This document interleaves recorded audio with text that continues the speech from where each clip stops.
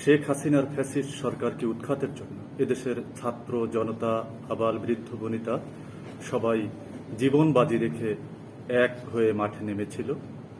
আর একটি প্রধান স্লোগান ছিল, উই ওয়ান্ট জাস্টিস। আমরা দেশে ন্যায় বিচার চাই এবং কল্যাণমূলক একটি রাষ্ট্র গঠন করতে চাই। কল্যাণমূলক রাষ্ট্র গঠন করতে চাইলে ধর্ম শিক্ষার কোনো বিকল্প নেই। নৈতিকতার শিক্ষা ধর্মে যতটা শেখাতে পারে, পৃথিবীর আর কোনো বিধি বিধান মতবাদ এটা শেখাতে পারে না।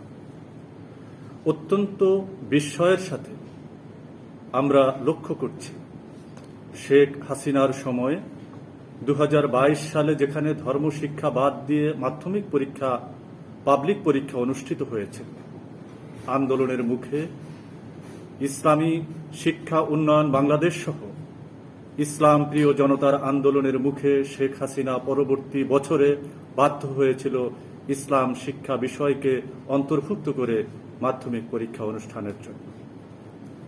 আমরা পরিতাপের সাথে বলছি, বর্তমান অন্তর্বর্তীকালীন সরকার, যার প্রধান উপদেষ্টা, তিনি শপথ গ্রহণের আগেই বলেছিলেন যে তার নিয়োগকর্তা হচ্ছে এদেশের ছাত্র জনতা। এই ছাত্র জনতা নাচ গানের শিক্ষক নিয়োগ দেওয়া হবে এবং নাচ গান শিখিয়ে নৈতিকতা ভ্রষ্ট করা হবে, এজন্য তারা জীবন দেয়নি, এজন্য তারা রক্ত দেয়নি। আমরা আজকে ইসলামী শিক্ষা উন্নয়ন বাংলাদেশের কেন্দ্রীয় কমিটির কার্যনির্বাহী পরিষদের আজকের এই সভা থেকে দেশবাসীকে আহ্বান জানাচ্ছি, আমাদের আরেকটি অভ্যুত্থানের জন্য যদি প্রয়োজন হয় মাঠে নামার, তবু আমরা পিছপা হব না।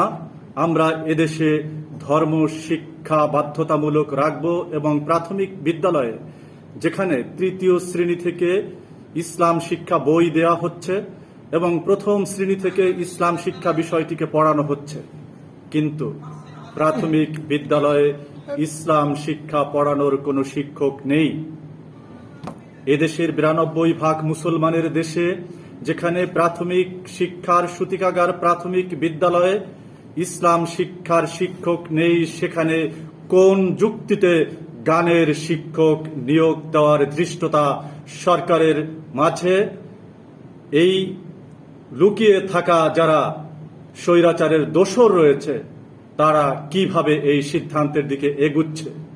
আমরা দৃঢ় প্রতিবাদ জানাচ্ছি এবং সরকারের কাছে আহ্বান জানাচ্ছি, গানের শিক্ষকের যেহেতু আপনারা একটি পদ সৃষ্টি করে নিয়োগ দিতে চাচ্ছেন, এদেশের গণমানুষের আকাঙ্ক্ষার প্রতি শ্রদ্ধা পোষণ করে ওই পদটিকে অবিলম্বে ধর্মশিক্ষার শিক্ষকের নিয়োগের ব্যবস্থা করুন।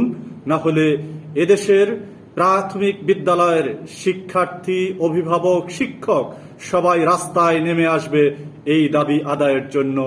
আজকে আমাদের এই দাবিটি আমরা জোরদার করতে চাই। আসসালামু আলাইকুম ওয়া রাহমাতুল্লাহ।